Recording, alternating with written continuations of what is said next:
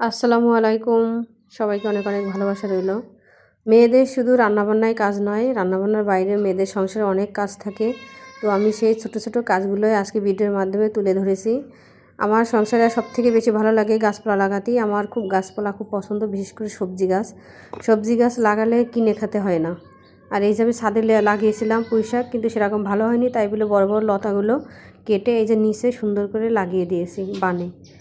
খুব সুন্দর শাক পছন্দ করি আমি, বিশেষ করে পুঁই শাকটা বেশি ভালো লাগে। তার সাথে আমি সিমের গাছও দিয়ে দিচ্ছি এই যে। তারপর আমার হাঁস মুরগিগুলোর খেতে দিলাম। এরা আমার পরিবারের সদস্য, মানে আমার হাঁস মুরগি পুষতে খুব ভালো লাগে। আর বিশেষ করে আমি এই যে দেখো দেশি মুরগির খামার করতেছি।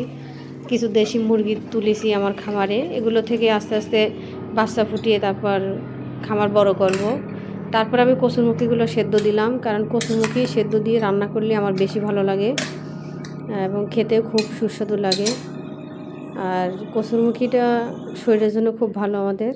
তারপরে দেখো যে মাছ ভুনা করেছি একটু টমেটো দিয়ে এবং বেশি করে পেঁয়াজ দিয়ে, পেঁয়াজ এবং টমেটো ঝাল রুই মাছের।